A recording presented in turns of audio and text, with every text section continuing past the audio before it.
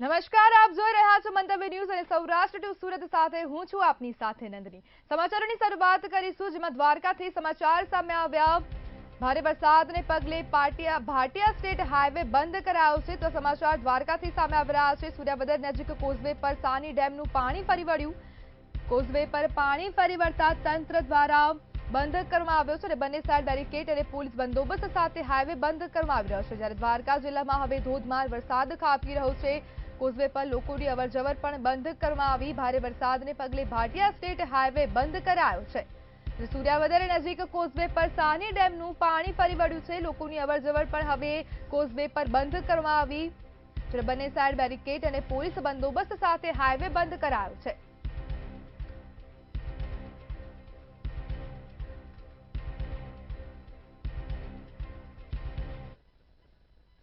ત્યારે સુરતથી સમાચાર સામે આવી રહ્યા છે, જેમાં સી.આર. પાટીલની મહત્વની બેઠક સુરત ખાતે યોજાઈ છે। તો આ સમાચાર સામે આવી રહ્યા છે સુરત ખાતેથી, જેમાં સી.આર. પાટીલની મહત્વપૂર્ણ બેઠક સુરતમાં યોજાઈ છે। ત્યારે સુરતથી આ સમાચાર સામે આવ્યા। સી.આર. પાટીલની મહત્વની બેઠક યોજાઈ। બેઠકમાં સી.આર. પાટીલ દ્વારા કમિટીની રચના કરવામાં આવી છે। ખાડીપુર અને વરસાદી પાણીને લઈને કમિટીનું ગઠન કરવામાં આવ્યું। બેઠક બાદ સાંસદ પ્રભુ વસાવાએ માહિતી આપી છે। બેઠકમાં વરસાદી પાણીને લઈને સમસ્યાની ચર્ચા કરવામાં આવી અને સુરતમાં સી.આર. પાટીલે મહત્વપૂર્ણ બેઠક કરી છે અને સુરતમાં જે ખાડીપુર આવ્યું છે તેને લઈને પણ વિશેષ ચર્ચા કરવામાં આવી। વરસાદી પાણીથી માનવ જીવન પર મોટી અસર પડી છે। જિલ્લામાંથી આવતું ખાડીપુરનું પાણી અટકાવવું જરૂરી છે તેને અંગે પણ હવે ચર્ચા કરવામાં આવી છે અને સુરત શહેર, જિલ્લા, ઉકાઈ, તાપી આ તમામને લઈને મંથન કરવામાં આવ્યું। ચોમાસામાં થતું નુકસાન અટકાવવા કમિટી કામે લાગશે, જ્યારે કમિટીની રચના કરવામાં આવી છે।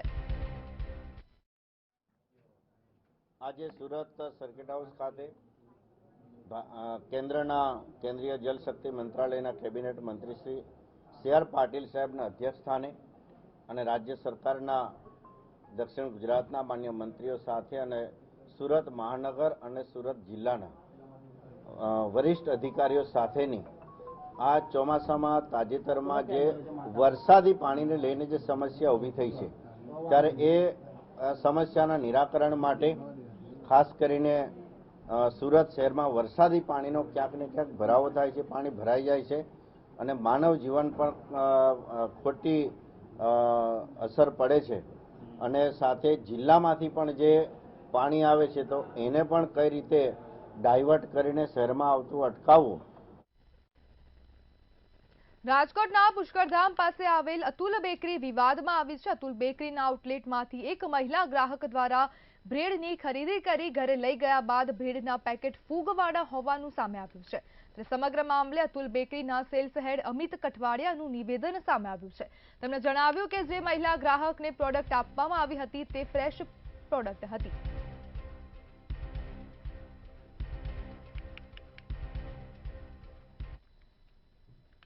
રાજકોટમાં આવેલી અતુલ બેકરીનું વધુ એક આઉટલેટ વિવાદમાં આવ્યું છે। મહિલા ગ્રાહકને ફૂગવાળી બ્રેડ આપી હતી તેવું મહિલા ગ્રાહક દ્વારા આક્ષેપ કરવામાં આવ્યો છે અને મહિલા ગ્રાહકને ફ્રેશ પ્રોડક્ટ આપી હતી તેવું અમિત કઠવાડિયાએ જણાવ્યું છે।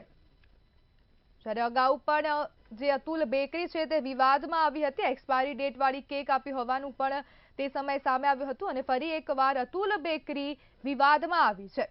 રાજકોટના અતુલ બેકરી આઉટલેટમાં વિવાદ સર્જાયો છે, જ્યારે બ્રેડના પેકેટમાંથી 5 બ્રેડ ફૂગવાળી નીકળી છે। કાલે સાંજે કસ્ટમર આપણી પાસેથી 700 ગ્રામની ક્રશલેસ બ્રેડ જે આપણી હોય છે એ બનાવવા લઈ ગયા હતા 7 વાગે, 7ના રાઉન્ડ લઈ ગયા છે અને પછી એ આપણી પાસે બ્રેડ પાછી રિટર્ન કરવા માટે આવ્યા હતા। ત્યારે અમારે કાઉન્ટર સેલ્સ પર્સન જે માણસ છે એ અહીં બેઠો હતો અને એમને પોતાની કમ્પ્લેન જે એમની હતી એ જણાવી હતી। એટલે પર્સને એમને કીધું કે ભાઈ હું તમને બીજી બ્રેડ આપી દઉં, પણ એ કસ્ટમર જ્યારથી અહીંયા આવ્યા ત્યારથી એ થોડા ઉગ્ર સ્વભાવથી હતા।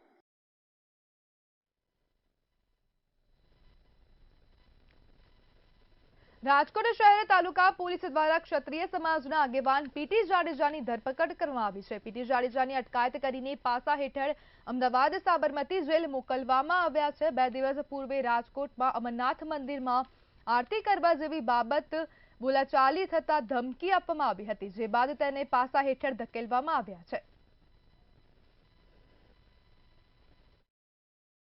રાજપૂત સમાજ, ક્ષત્રિય સમાજના બહુ મોટા આગેવાન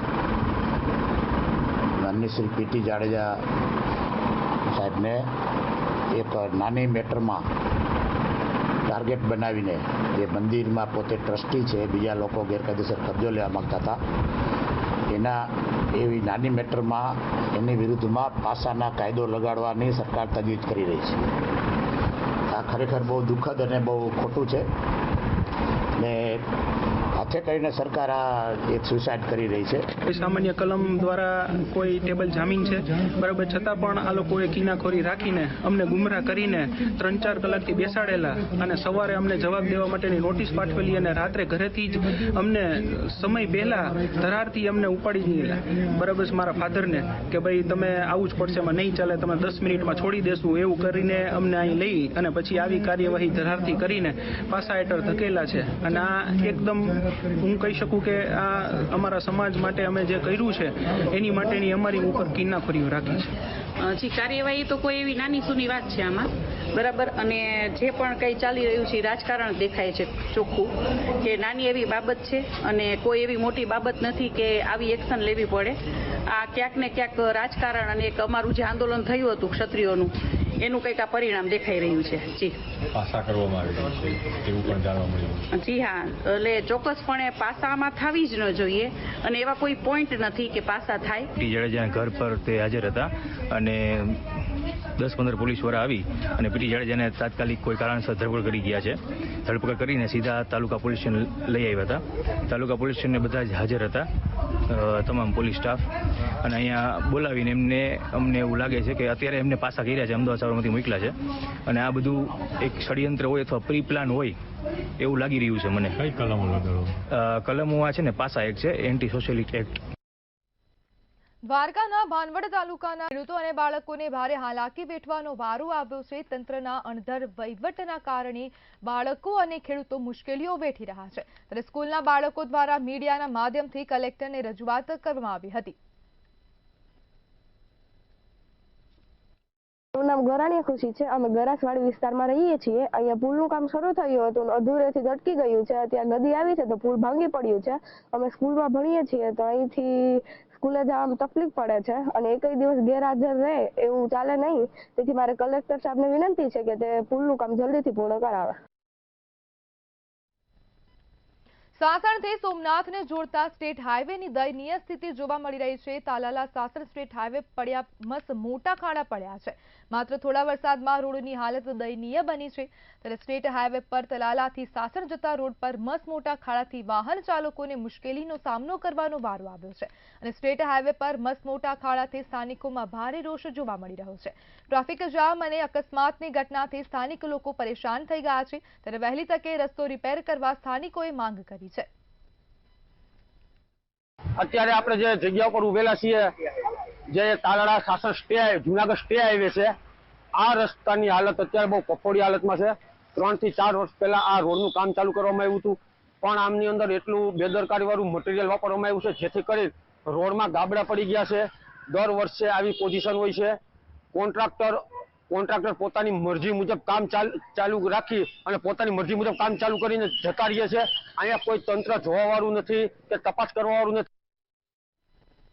ગીર સોમનાથ જિલ્લા કલેક્ટરે કોડીનાર તાલુકાના પીપળી ગામે આકસ્મિક તપાસ હાથ ધરી છે. શ્રદ્ધા એન્ટરપ્રાઇઝ નામની ગોડાઉનની જગ્યાએ લૂસકટ્ટા મળી આવ્યા હતા. અંગેની તપાસ કરતા તેમજ જરૂરી બિલોની ચકાસણી હાથ ધરતા બિલો સિવાયનો ઘઉંનો ચોખાનો જથ્થો મળી આવ્યો હતો, જેની કુલ કિંમત 3,91,500 થાય છે. આવશ્યક ચીજવસ્તુનો શંકાસ્પદ જથ્થો ગણીને સીઝ કરી પુરવઠા ગોડાઉન કોડીનાર ખાતે સોંપવામાં આવેલ છે.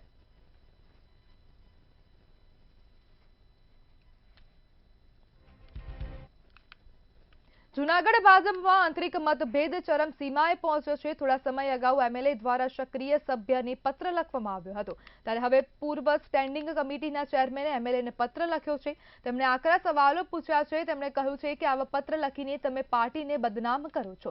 સસ્તી પ્રસિદ્ધિ માટે સોશિયલ મીડિયામાં પત્ર વાયરલ કરી સભ્યોના ખભે બંદૂક રાખી ફોડો તે વ્યાજબી નથી. મેં ધારાસભ્યશ્રીને એ જ પત્ર લખ્યો છે કે આપ ધારાસભ્ય 2.5 વર્ષ થયા છો, 15 વર્ષ થયા જૂનાગઢ મહાનગરપાલિકાના કોર્પોરેટર પણ હતા, સ્ટેન્ડિંગ કમિટીના ચેરમેન પણ રહી ચૂક્યા છો અને શહેર ભાજપના પ્રમુખ પણ રહી ચૂક્યા છો અને સાથે સાથે આપ દર મહિને મહાનગરપાલિકામાં કમિશનર તેમજ શાખા અધિકારીઓ સાથે આ વિગત સાથે સંકલનની બેઠક કરો છો. તો જે કામ થયા છે, કોણ કામ કરે છે અને કામની તમામ વિગત આ સંકલનમાં ચર્ચા થાય છે. જૂનાગઢ જિલ્લાના કેશોદ તાલુકામાં છેતરપિંડીનો મામલો સામે આવ્યો છે. કેશોદમાં આંગડિયા પેઢીના રૂપિયા 37,83,820 મોકલાવી વેપારી છુમંતર થઈ ગયો છે. વેપારી છુમંતર થઈ જતા આંગડિયા પેઢીના સંચાલકને છેતરાઈ ગયાનું જણાઈ આવતા કેશોદ પોલીસ સ્ટેશનમાં ફરિયાદ નોંધાવી છે. આ મામલે કેશોદ પોલીસે વધુ તપાસ હાથ ધરી છે. હમણાં પૈસા આવી જશે, 4:30 વાગ્યા પછી તેમનો ફોન સ્વિચ ઓફ આવી ગયો અને ક્યાંય એમનો પતો હતો નહીં.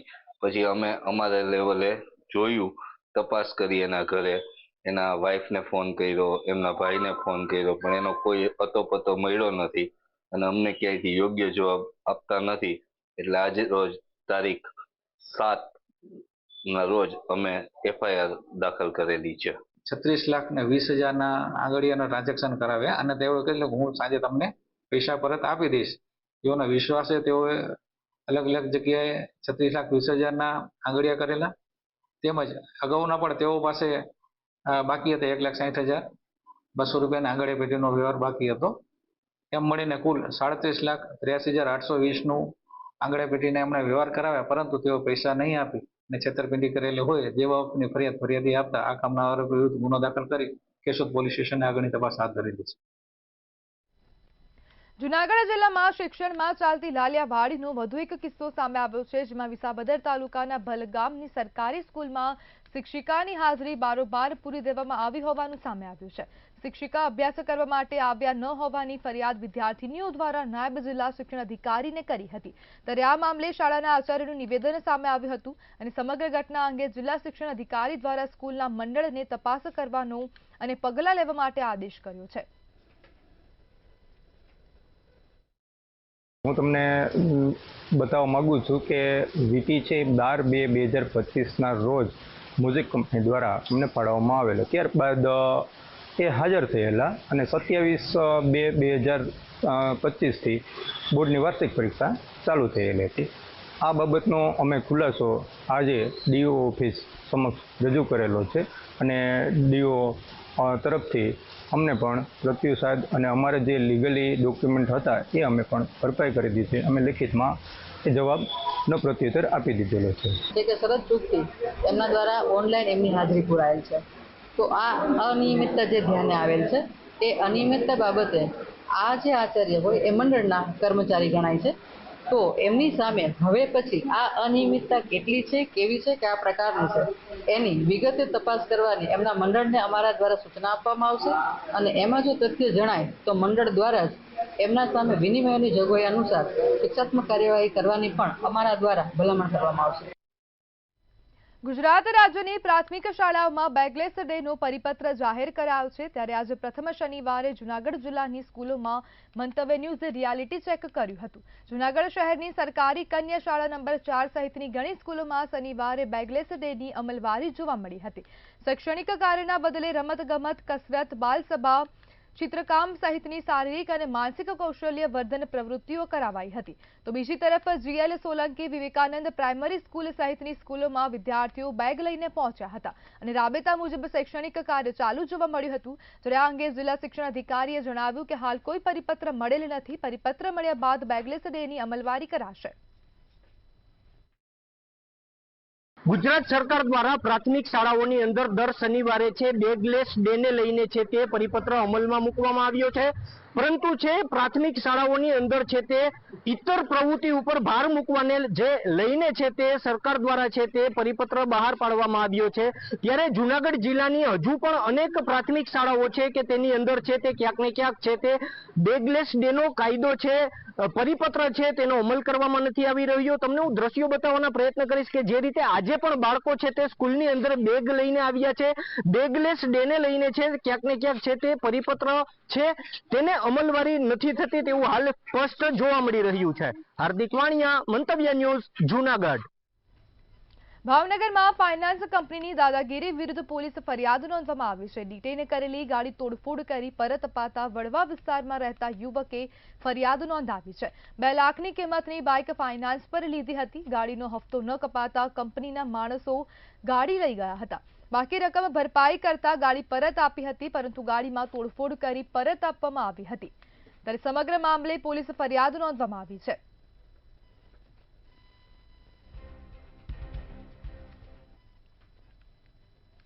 ભાવનગર જિલ્લાના શિહોર તાલુકામાં બીએલઓની કામગીરીનો મામલો સામે આવ્યો છે। આંગણવાડીના બહેનોએ બીએલઓની કામગીરી સોંપવામાં આવતા રોષ જોવા મળી રહ્યો છે। આંગણવાડી મહિલાઓને પૂરતો અભ્યાસ પણ ન હોય ત્યારે આવું કામ તેઓને સોંપવામાં આવતા રોષ જોવા મળ્યો છે।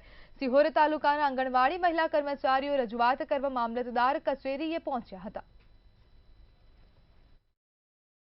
ગામમાં આંગણવાડી વર્કર તરીકે કામ કરું છું। સરકારશ્રીએ અમને જે ઓર્ડર આપ્યા છે બીએલઓની કામગીરી કરવા, તો બહેનોને આંગણવાડીનું કામ એટલું હોય છે અને પ્લસ ઘરનું કામ પણ એટલું બધું હોય છે, અને અમુક બહેનો તો એટલું ભણેલા પણ નથી હોતા, તો આ કામગીરી અમે કેવી રીતે કરી શકીએ। ફોનમાં જે કામગીરી આવે છે, જે ગ્રેજ્યુએટ બહેનો હોય છે એને તકલીફ પડે છે, તો પાછું ભણેલા બહેનોને કેવી તકલીફ પડતી હોય। એટલે ઘરે ઘરે જવું, નેટ આવે ન આવે, ફોનની તકલીફ, ઘણી બધી તકલીફો અને ઘણી બધી સમસ્યાઓ છે બહેનોને।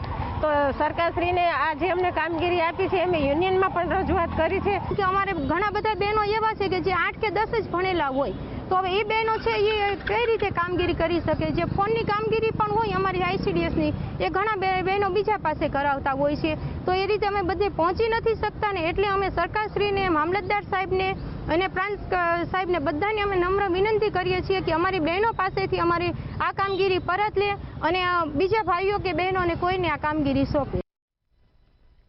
ભાવનગરના મહુવા શહેરમાં રસ્તાઓમાં મસમોટા ખાડા પડ્યા છે। રસ્તાઓ પર ખાડા પડતા રાહદારીઓને ભારે મુશ્કેલીનો સામનો કરવો પડી રહ્યો છે। માર્કેટિંગ યાર્ડ નજીકનો મોટા ભાગનો રસ્તો બિસ્માર હાલતમાં છે, ત્યારે આ માર્ગ સત્તાધીશોની નજર સુધી કેમ નથી પહોંચતો તે મોટો સવાલ થઈ રહ્યો છે। મહુવા શહેરની અંદર અવિરત વરસાદને નહીં તારાજી સર્જી ચૂકી ત્યારબાદના મહુવા શહેરના જે ખાડા નગરી બની ગયો હોય તેવા દ્રશ્યો સામે આવી રહ્યા છે। ત્યારે હું કેમેરામેનને કહીશ કે તમને બતાવવાની કોશિશ કરી। મંતવ્ય ન્યૂઝની ટીવી સ્ક્રીન ઉપર આપ દર્શક મિત્રો જોઈ રહ્યા છો તે મહુવાનો શહેરનો જે મુખ્ય માર્ગ તરીકે ઓળખાય છે। મુખ્ય માર્ગ તરીકે એટલે કે અહીંથી તમામ લોકોને જે જામનગર હોય, સાવરકુંડલા હોય, તેમજ જે રાજકોટ હોય તે વિસ્તારની અંદર જે જવું હોય તો તેનો મુખ્ય માર્ગ જ આ છે વિસ્તાર। ત્યારે હું તમને દ્રશ્યોમાં બતાવવાની કોશિશ કરી રહ્યો છું। ત્યારે સામે એક રિક્ષા પણ આ ખાડાની અંદર ફસાઈ ચૂકી છે, ત્યારે રિક્ષાને માંડ બહાર કાઢવાની કોશિશ કરી રહ્યા છે। ત્યારે આ વિસ્તારની અંદર કાંઈક ને કાંઈક આ ખાડા નગરી બની ચૂકી હોય તેવા દ્રશ્યો પણ સામે આવી રહ્યા છે। ત્યારે મહુવા શહેરના અનેક રોડ રસ્તાઓ અત્યારે ખાડાથી થઈ ચૂક્યા છે, ત્યારે પણ તંત્ર કાંઈક ને કાંઈક નિષ્ફળ ગયું હોય। ત્યારે અહીંયા મહુવા શહેરમાં તમામ વિસ્તારો જે એન્ટર થવાના રોડ છે, મહુવાથી સાવરકુંડલા સુધીનો રોડ જે બેસીમાર હાલત બની ચૂક્યો છે। ત્યારે મહુવા શહેરના જે સર્કિટ હાઉસ કહેવાય છે, સર્કિટ હાઉસની અંદર અનેક અધિકારીઓ આવે છે। આ અધિકારીઓ આ ખાડા નગરીની અંદરથી પસાર થઈને જતા હોય છે, ત્યારે આ નેતાઓને શું ખાડા નહીં દેખાતા હોય તે પણ એક લોકોમાં એક સવાલ આવી રહ્યો છે। ત્યારે ઉપસ્થિત મિલનભાઈ જોશી છે જે કોંગ્રેસના પ્રમુખ છે, કે મિલનભાઈને જ આપણે પૂછવાની કોશિશ કરશું। શું કહેશો મિલનભાઈ, અત્યારે જે મહુવા શહેર જે ખાડા નગરી તરીકે ઓળખાઈ રહ્યું છે, શું કહેશો આપ? એક સમયે મહુવાને સૌરાષ્ટ્રનું કાશ્મીર કહેવામાં આવતું હતું, પણ આ ભાજપની ભ્રષ્ટાચારી સરકારમાં આજે ખાડા નગરી કરી દીધી છે અને ઠેક રસ્તા કરતાં ખાડા વધારે છે। અને એના માટે ઘણીવાર રજૂઆતો કરવામાં આવે છે, ઘણીવાર યોગ્ય રીતે એના પગલાં લેવાય એ માટે પણ ભલામણો કરવામાં આવે છે, પરંતુ આ સરકાર અને આ તંત્ર એની ઊંઘ ઉઘડતી નથી। અને લોકો જે એક તરફી જનાદેશ વારાઘડી આપ્યા કરે છે, એના પરિણામ સ્વરૂપે એને ખ્યાલ છે કે આપણે કોઈ પણ કામ કરશું કે નહીં કરીએ, લોકો મત તો આપે જ છે. એ માટે થઈને આજે લોકો એટલા બધા જાગૃત નથી, એ પણ એક કારણ છે. અને આજે આ મહુવાની દશા જે કરી દેવામાં આવી છે, સમગ્ર મહુવા જોવે છે અને લોકો ભોગવી રહ્યા છે. આપણે સરકારને એ વિનંતી કરીએ કે તમે રોડ ન બનાવી શકો તો કાંઈ નહીં, પણ લોકોના વીમા ઉતારી દો, કારણ કે આમાં રોજ ઘણા લોકો પડે છે, આખડે છે, પગ ભાંગે છે અને જીવ પણ ગુમાવે છે. ચોક્કસ પ્રમાણે જે તંત્રની કુંભકર્ણ નિંદ્રામાંથી જાગશે કે કેમ તે પણ એક સવાલ ઉઠવા પામ્યું છે. ત્યારે આ વિસ્તારની અંદર વાત કરવામાં આવે તો અહીંથી સાવરકુંડલા જતો માર્ગ જે રાજ્ય સરકાર સ્ટેટ હાઈવેનો આ રોડ છે તેને હવે રિપેર કરવામાં આવશે કે કેમ તે પણ એક જોવાનું રહ્યું. કેમેરામેન હિંમત મકવાણા સાથે અરશદ દસાડિયા, મંતવ્ય ન્યૂઝ, મહુવા. લીંબડી વઢવાણ રોડ પર અકસ્માત સર્જાયો છે. તો અકસ્માતના સમાચાર સુરેન્દ્રનગરના લીંબડીથી સામે આવી રહ્યા છે. અકસ્માતના સમાચાર સામે આવી રહ્યા છે, જેમાં બે ગાડીઓ વચ્ચે અકસ્માત સર્જાયો છે. અકસ્માતના સમાચાર સુરેન્દ્રનગરથી સામે આવી રહ્યા છે. લીંબડી વઢવાણ રોડ પર બે કાર વચ્ચે અકસ્માત સર્જાયો. રંકેવાડિયા ગામના પાટિયા પાસે અકસ્માત સર્જાયો છે અને બે ગાડીઓ વચ્ચે અકસ્માત સર્જાયો હતો. બે કાર વચ્ચે સર્જાયેલ અકસ્માતમાં બે વ્યક્તિઓને ઈજાઓ પહોંચી છે. ઇજાગ્રસ્તોને સારવાર અર્થે હોસ્પિટલ ખાતે ખસેડવામાં આવ્યા છે.